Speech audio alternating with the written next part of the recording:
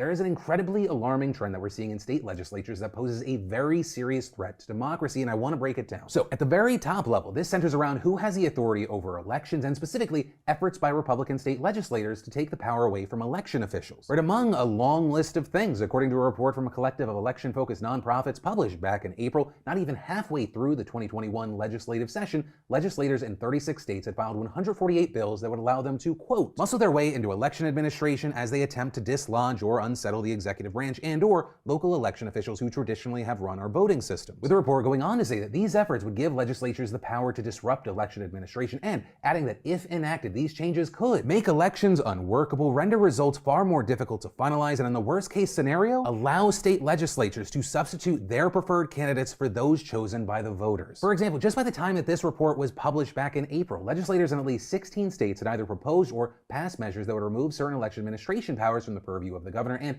other executive officers and place them under the control of the legislature. And as the authors note, that would significantly alter the balance of power, especially because the state legislators have typically had limited roles in election administration. Now, there are a number of ways that legislators have proposed stripping power away from the executive and election officials, but one of the main ones centers around state and local election boards. Right? They control elections in many states and are usually appointed by the governor, secretary of state, or local governing bodies such as county executive. For example, in Georgia, the secretary of state used to chair the state election board, but under the state's new incredibly restrictive and heavily criticized election law, the legislature is now given the power to choose the board's chair, effectively giving it control of the board. And that board that they've essentially been given control of is also now given unprecedented abilities to intervene in local election administration. As Barton Gellman of The Atlantic notes, the new law also gives the state board the power to overrule and take control of voting tallies in any jurisdiction, for example, a heavily black and Democratic one like Fulton County. And on top of all that, noting that the state board has also now been given the power to replace local election administrators with a hand-picked substitute who will have the final say on disqualifying voters and declaring ballots null and void. So all of that by itself, already incredibly alarming, but as the April report notes, perhaps the most worrying of the election interference bills are those that would create the serious prospect of an election crisis by giving state legislatures the opportunity to overturn election results they don't like. Noting there that the bills introduced in Arizona, Missouri, and Nevada would create opportunities for the legislatures in those states to hijack the process for certifying election results and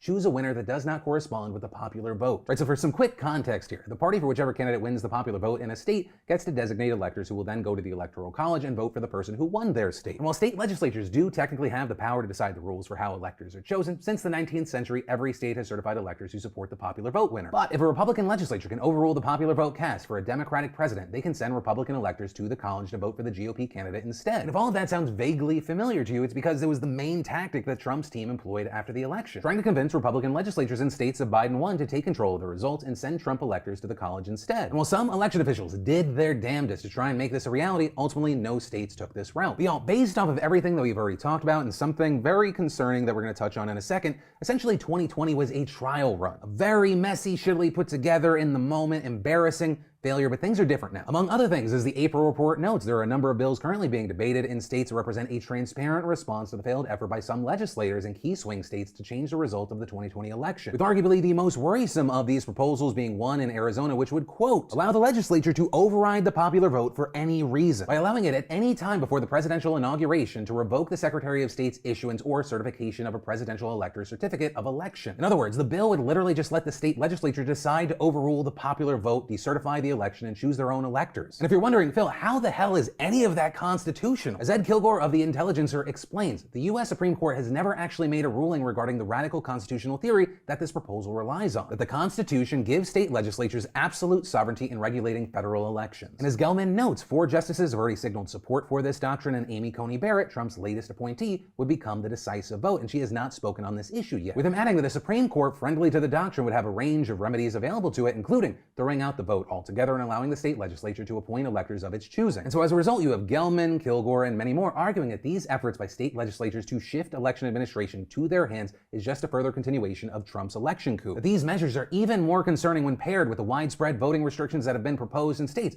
following the election, including some that impose criminal or other penalties for election decisions, with Gelman saying that those laws, by design, make it harder for Democrats to vote, and adding that as a result, the midterms, marked by gerrymandering, will more than likely tighten the GOP's grip on the legislatures in swing states. Also noting that 3 of the 36 states will choose new governors in the midterms or battlegrounds where Democratic governors, quote, until now have thwarted attempts by Republican legislatures to cancel Biden's victory and rewrite election rules. But here is the biggest problem of all, and thank you for getting to this point. The issue isn't, oh no, we're gonna have Republicans in positions of power. One of the biggest issues is that Republican challengers in these states that we're talking about have pledged allegiance to the big lie, and the contests look very, very competitive. As Gelman explained, since the election, Trump has been undermining Republicans who refuse to help him overturn the election and endorsing people who are challenging them from the right and campaigning on the big lie. For example, regarding some of the higher positions just this week, Trump endorsed former Georgia Senator David Perdue, who has widely spread election fraud claims, and that because he's challenging Governor Brian Kemp, who of course famously refused Trump's demands to convene a special legislative session to overturn the election. Among others that Trump endorsed, you have a former Fox 10 News anchor by the name of Carrie Lake, with Trump hoping that she'll succeed Arizona Governor Doug Ducey, who also refused to overturn the results in the election, also saying that she will fight to restore election integrity both past and future, with future there being the operative word. And Lake has said that she would not have certified Biden's victory in Arizona and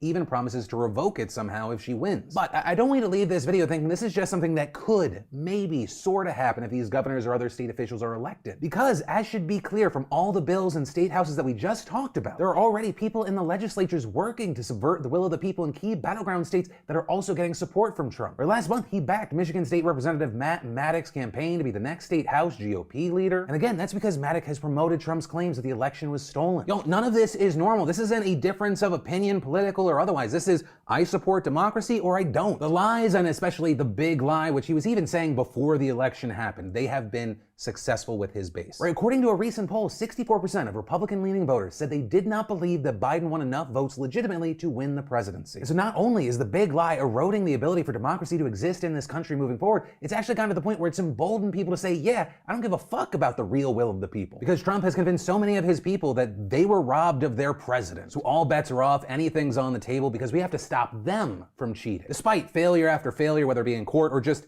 general reality to prove that there was anything that happened. Let me be absolutely clear. There has been no evidence of widespread fraud in the 2020 elections. Hell, I mean, just looking at Georgia specifically, they counted the vote 3 times, once even by hand. And it's important to be aware of this because if these people win, and especially those running for governor, that could seriously impact the ability of state legislatures to pass bills that would give them election control and pave the way for them to undermine the popular vote. Right, as Kilgore explained, any resistance in state legislative ranks to a coup might well be silenced in advance if Trump's 2022 efforts to purge 2020, quote, traitors and place more reliable MAGA folk in key positions succeed, with Gelman also echoing that saying. The Supreme Court may be ready to give those legislatures near absolute control over the choice of presidential electors. And if Republicans take back the House and Senate, as oddmakers seem to believe that they will, the GOP will firmly be in charge of counting the electoral votes. With him concluding that piece, Donald Trump came closer than anyone thought he could to toppling a free election a year ago. He is preparing in plain view to do it again, and his position is growing stronger. Against Biden or a Democratic nominee, Donald Trump may be capable of winning a fair election in 2024. He does not intend to take that chance.